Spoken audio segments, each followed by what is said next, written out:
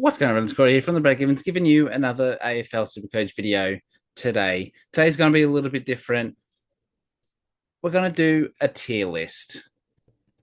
Okay, I've got all the main primo and mid-price defenders, and I'm going to put them in a tier list on what I think they will average this season, or what I think that they could average this season. So it should be pretty fun and something different, as I said. Before we get into it, though, if you have missed any of the other videos I may have posted, make sure you go check them out and give them a like and subscribe to the channel for daily Supercoach content this pre-season.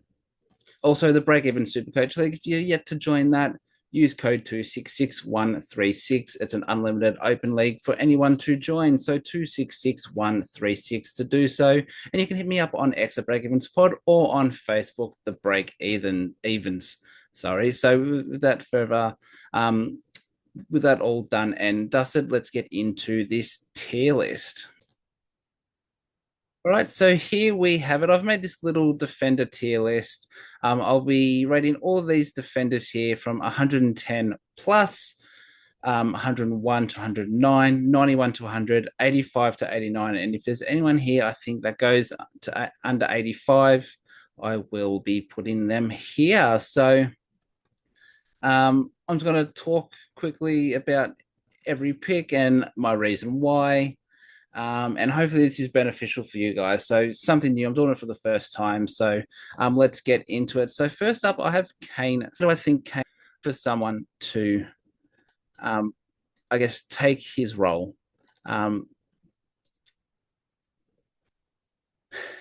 Is he going to produce what Houston did? So I don't think he's going to average under 85 or under 90. I think he's good there. 91 to 100, I think is fair for Kane Farrell. I don't see him going 100 to 109. I think I see him going more 95 to 80. And what he's 440 odd K. I think that's where he's going to be. I don't think he's going to get over 100 whatsoever. So I'm going to put Kane Farrell 91 to 100. More realistic would be 95 to 98, in my opinion. I just think there's a lot of good players in that port side in defense alone that are going to get a real opportunity this season, along with you got your big guns, Butters, Rosie, Horne-Francis. He's going to look to do well this season. So I think Farrell will jump into the 91 to 100. Sam Flanders is next. So last season, I believe Flanders went 110. Let me get him up. He went big last season. He's injured at the moment, which is not great. But when he comes back, so if we look at past seasons and defenders, he averaged 119. Joyce. Okay. Do I see him repeating 119? No, that's one off. That's like crazy good, especially for a defender. Now they have brought in Rioli and they have brought in Johnny Noble, who are going to be their main distributors off halfback, I reckon. So Flanders, I think, pushes more up the field, sort of onto a wing, pushing forward, maybe some CBAs. So which he did score well in that role. I'm going to put Flanders at 101 to 109. I think he could be your 107 to 109 type guy. I don't think he's going to go 110. If I'm being honest, which would be a 10-point drop. And we all know last year his role was kick-ins, etc. Give the ball to Flanders. He'll do everything moving forward. I see a drop off. I don't think he goes 110 this year. I'm putting him in for 107 to 109. So he's going in here. Still a very good option, obviously. Next is Dan Houston coming over to Collingwood. Now, what did Houston's? He averaged 106 last year, which I think is pretty good. I'm going to chuck him straight into 101 to 109. I don't think he's going to get as many kick-ins at Collingwood than he did at Port Adelaide. Collingwood just usually like, okay, you're the closest guy to the goal square. You're going to kick the ball in. So I think Houston's still around that 106 mark. 106 mark. So he's definitely over 105 in my opinion. Um, but I just think those kick-ins aren't there. So his potential to have a higher ceiling and score higher, probably not there. So it's probably going to be around the same. Next up is Kitty Coleman, who we know is out to round 5. So he's going to miss the first 5 rounds. And this could hurt his scoring. I just realized that's supposed to be 85 to 90, but that's okay. I think what happens to Zorko when Coleman comes back? That's the big thing. What happens to Zorko? Because Zorko had an All Australian year last year, showed his class. He's looking to continue that. Ryan Lester even had a career year last year with Coleman out. So they're not just going to go, okay, you guys change role. Because it worked from last year. They won the premiership last year and Coleman wasn't part of that. So what's Coleman going to go? What did he? So I think this might be bold, but I'm going to put Coleman 85 to 89. I just think early he's going to be worried about that knee and it's going to take him a couple of weeks to get into it. And I think that's really going to hit it. This year might not be the year to get Coleman, even though he is very cheap. I think next year would be the year where I think we're seeing break out just because that knee injury, he's already had a setback. So Coleman is going into the 85, 89. I think he is close to that 90, if I'm being honest. Now, Luke Ryan averaged 116 last year. Do I see him going that again? Early on, I probably can. He goes absolutely nutty at the start of the season and then fades off in the second half. I think it's just safe to put him in 101 to 109. He's obviously going to be 100 plus. Is he going to go 110? No, I don't think so. So for me, Luke Ryan is in there. No real reason. I just don't think he starts the season as well as he did last season. And I think, Clark's come about in a big way. And I just think Ryan's getting older.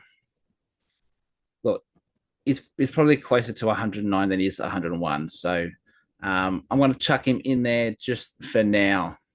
I think that's fair. Callum Mills is next.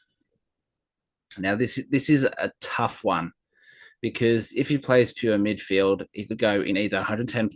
If he plays off the halfback as Mr. Fix It, then it's at 85 to 90 sort of range. So I think he's going to play more midfield. I'm going to put him 101 to 109. Yeah, I think that feels about right to me. When he plays pure midfield, he scores very well. Now we've seen this preseason in match sims and stuff. He's been on the inside and then moving outside and going forward at times. He's looked very, very good, very clean. Now he has had some plantar fasciitis where he missed the unofficial pracky game. So there is a little bit worried there, but I think he's going to be okay. We saw Dacos have the same thing a couple of weeks ago, and then he came out and dominated the match sim. So Callum Mills can be anything if he has that midfield role, and I'm booking him to have that midfield role. So I'm going to put him here at 101 to 109. I think 105 is fair for him. Nick Martin from the Bombers looks to be continuing on from last season. He's looking good. Maybe not the main distributor down halfback. They've put Dylan Shield down there, though, and looking to get him the ball. And Nick Martin is pushing up onto the wings a little bit. Now, that is going to hurt him. He did average 105 last season.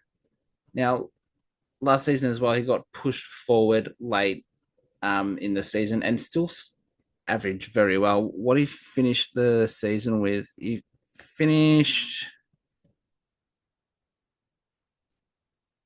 Does it say? It doesn't say. Let me go into him. Season stats.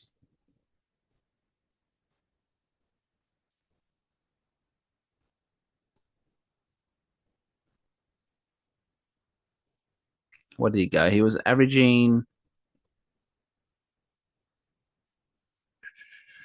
He was averaging about 105 to 110, even when going forward. So, look, it's not going to be a massive drop. It's not going to be a massive drop at all. But I think he is here. I think he averages 100 right on the dot. I think Shill going back, if Shill's fit, then Martin will probably lose a little bit of, a few points. But if Shill gets injured, Martin comes back up here. Quite simple. So what do I do? Do I go 100 or do I go 101?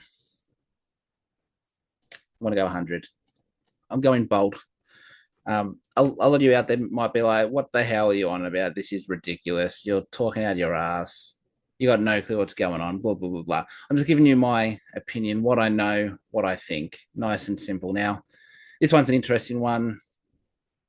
Matt Roberts finished the season like a house on fire, averaging 112, I believe, in the last 7 games or something. Went absolutely nuts. Everyone's jumping on him this year.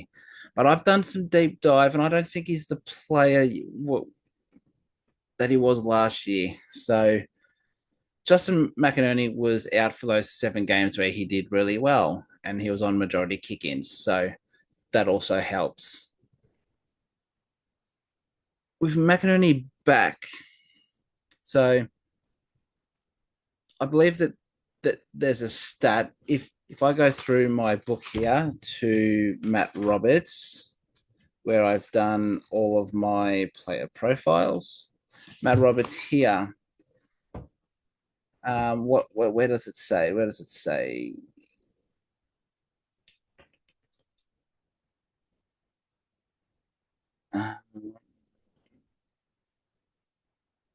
Yep. So with McInerney out, Roberts averaged 41 Supercoach points more than he did when they were in. So I believe it was 81 to 83 average. No, 69.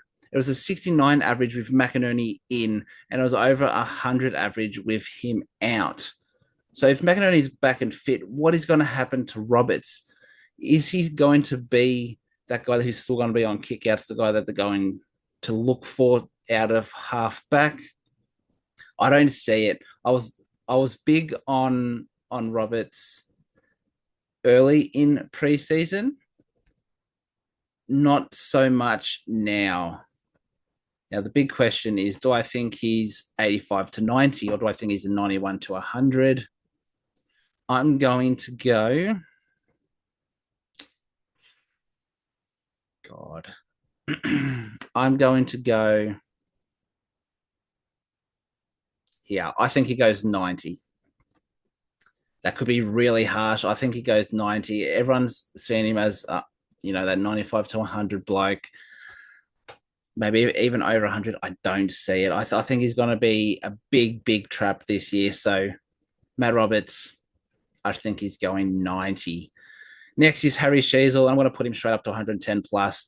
Pure midfield going forward as well. What I've seen in match Sims and the Pracky match, he's absolutely tearing it apart. He's a lock for 110, quite easy. So Harry Sheezel is the first player to go into 110 plus. You know what you're going to get. He's clean. He kicks the ball. He gets plenty of it. He knows his way around the forward 50. So even if he's playing there, he is a goal sneak. He can get on the scoreboard. He does it all. Harry Sheezel in at 110 plus. Now this is where we get fun with Jaden Short. Mr. 105 usually. Last couple of seasons, he hasn't been him. You've had Rioli, take over that role. Now, Rioli's gone, so what's going to happen? What I'm hearing is Jaden Short is going to be the guy taking kick-ins, the guy that they're going to go to use the ball out of defense, which we've seen him average 90 odd, 95, I believe, is what he usually goes at.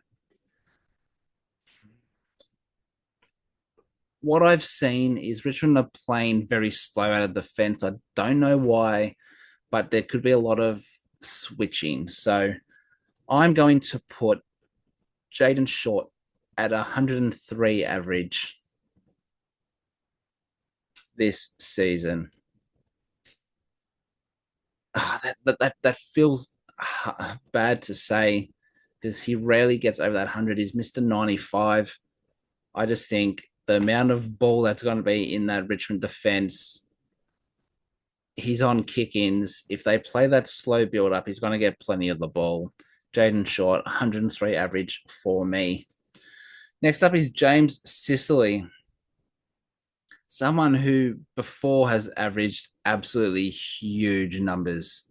Absolutely huge numbers. Last year, Hawthorn's defense carked it.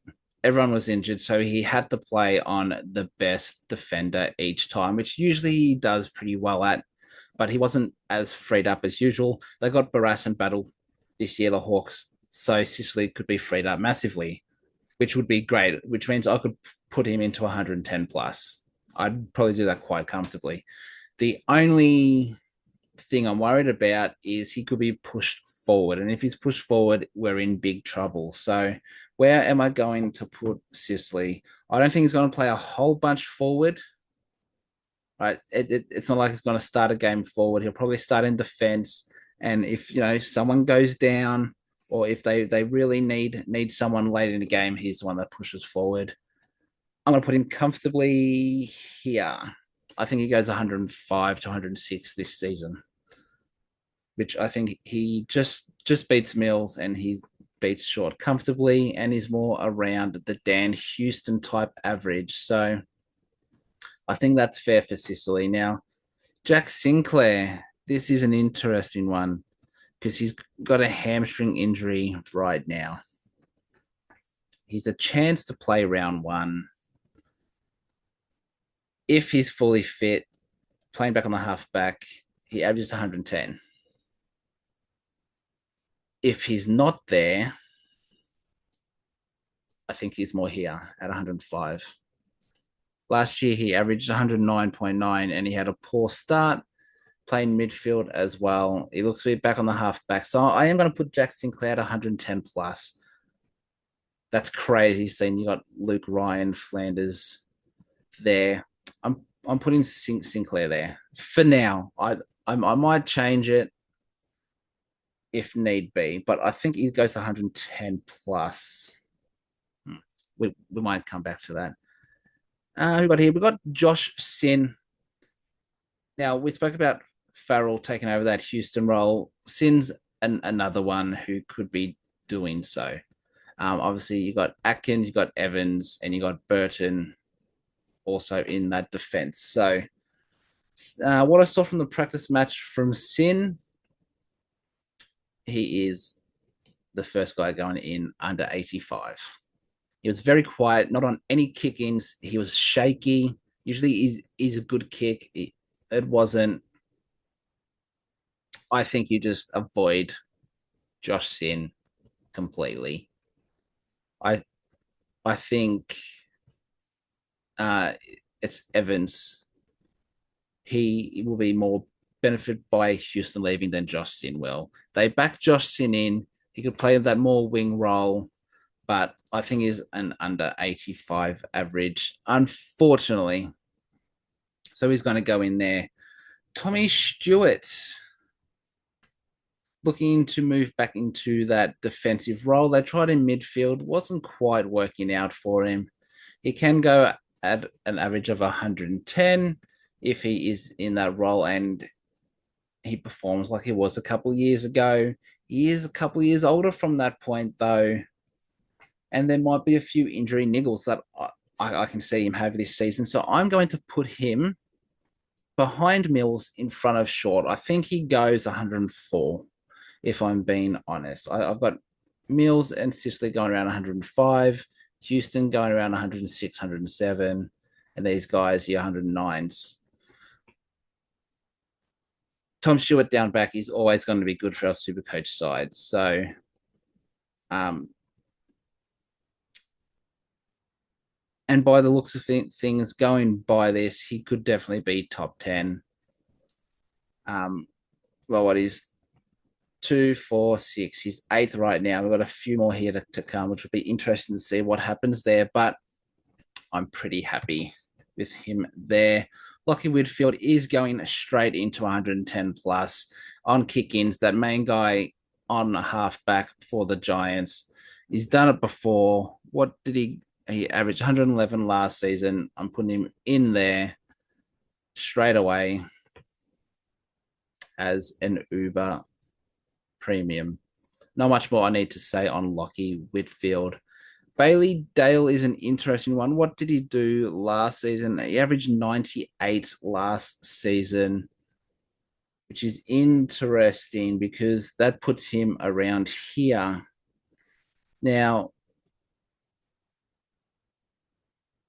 Caleb Daniel completely gone. And yes, this didn't affect him last season, but Bailey Dale basically is the guy off halfback for the Bulldogs. He's the only one left. So I'm going to put him above Stewart. I think he was 105 this year. I just think the Dogs, with their injuries early, might start a little bit slower. So there are points there for him, especially early on. He's going to be the main guy on kick-ins, kick-outs, however you want to say it. I think he goes 105. I think he's a pretty safe bet, in my opinion. But I could be totally wrong, and he could be down here. He's definitely going over 95.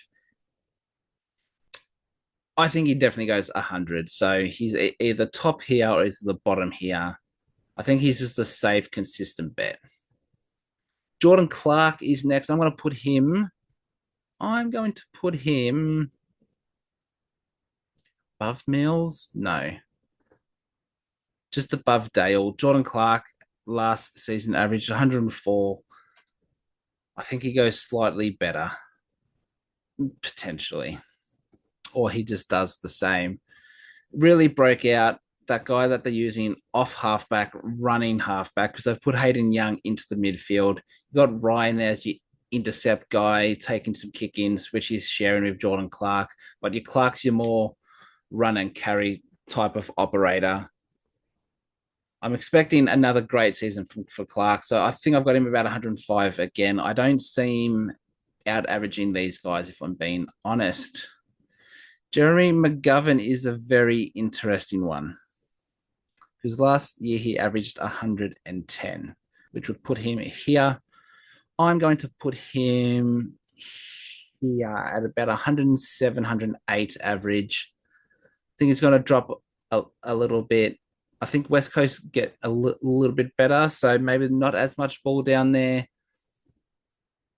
And I think with Barras gone, especially with Barras gone, he might have to play a little bit more key defense than he would like. So I still think he's going to do well, but maybe there is a slight drop. So maybe he could even be here at 106, but I'm going to put him here at 108, most likely.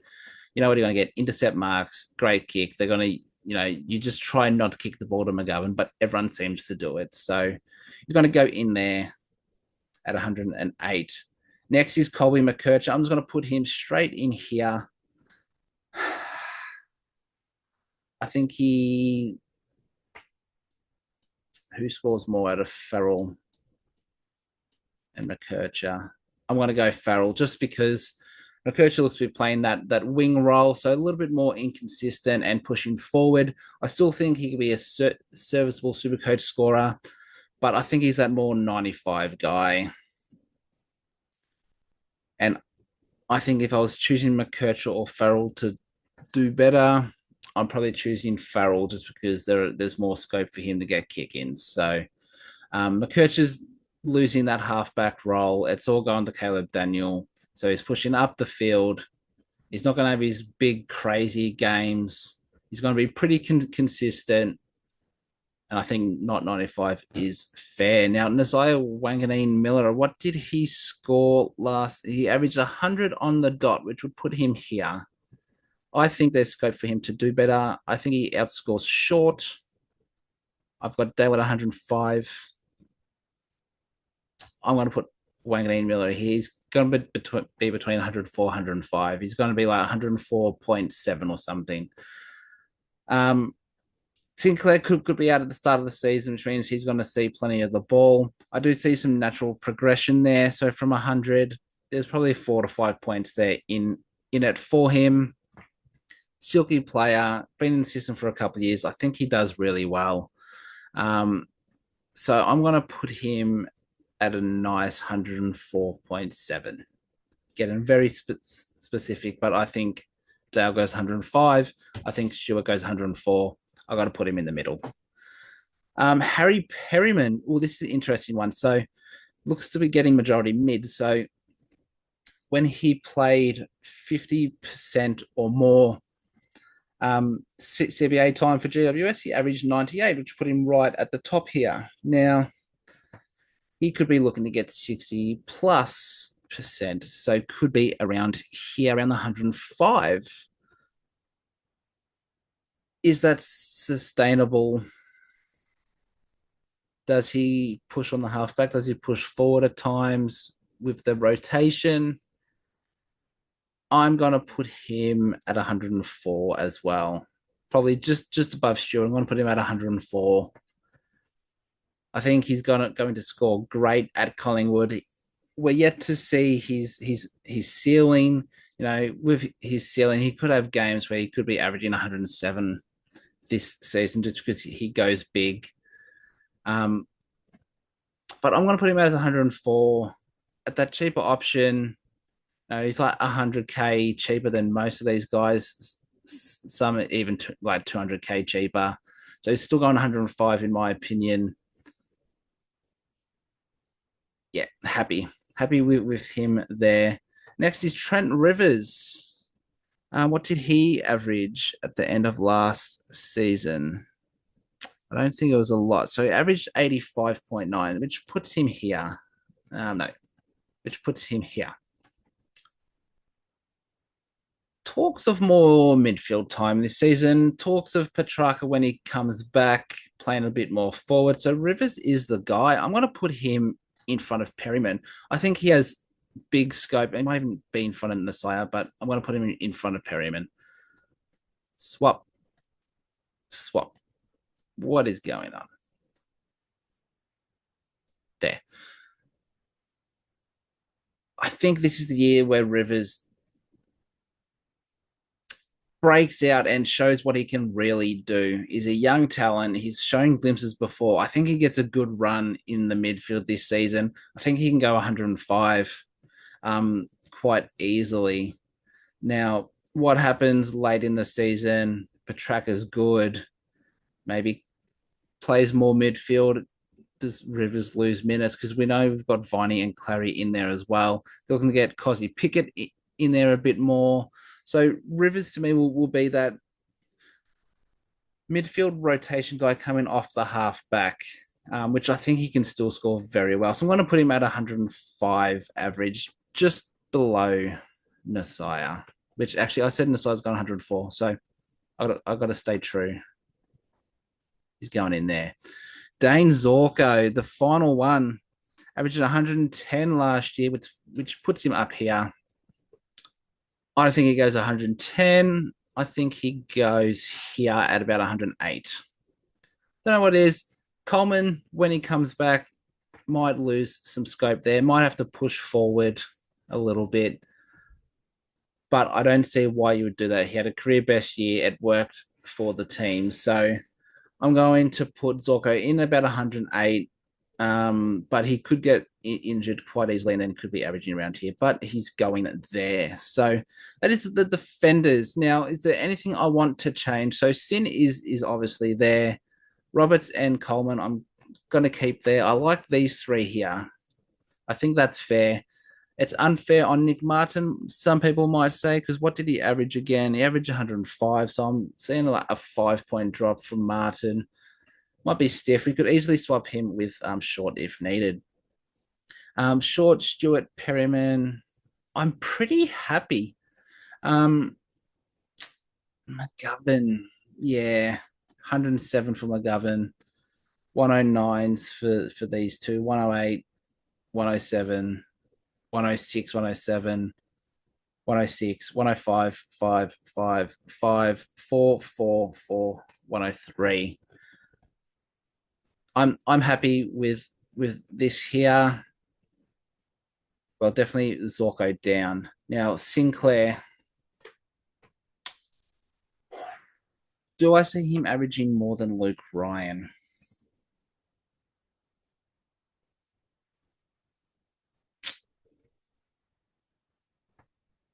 Damn. Damn, damn, damn. So let's have a look at last season. We had 6 players average over 110. So we had McGovern, we had Zorko, who both averaged 110.3, 110.4. So I've got them on a slight drop due to age, potential role change. I feel like that's fair. Whitfield averaged 111. I think he's going to stay around that, and Sheasel 118. I think he's going to stay there. So really, Flanders at 119. I've got him doing a big drop here. Am I being too harsh? Potentially. And Ryan 116. Am I being too harsh there? And obviously, Sinclair was 109 last year, so he's probably going there. You know what? I'm making a change. I think I'm going to lock that in, Eddie, right there. I've got Sheasel going around 119 again, Whitfield going 112, and these two guys right on 110, maybe even 111 there for Ryan. Flanders 109, 108 for Zorko, with McGovern 107, 107 as well for Houston, 106 for Sicily, 105 for Mills, Clark, Dale, Rivers, just under 105 at a 104.7 for Nasiah, 104 for both Stewart and Perryman, and 103. They're happy. So that is my defenders tier list. Tell me what you think below. Am I crazy? Just let me know. Yeah, just don't be too harsh. But on that note, that's going to do it for today's video. As I said, let me know what you thought down below. It's very hard doing these tier lists, but it's a bit of fun. I like ranking people, so it's a bit of fun. Now, as I said, that is going to do it. So before you leave, make sure you go check out any of the other videos you may have missed. Give them a like and subscribe to the channel for daily Supercoach content this pre-season.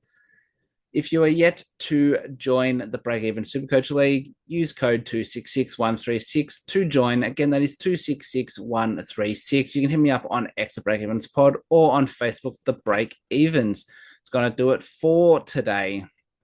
Thank you all again for watching and listening. I'll be back tomorrow with another one. So until then, it's bye for now.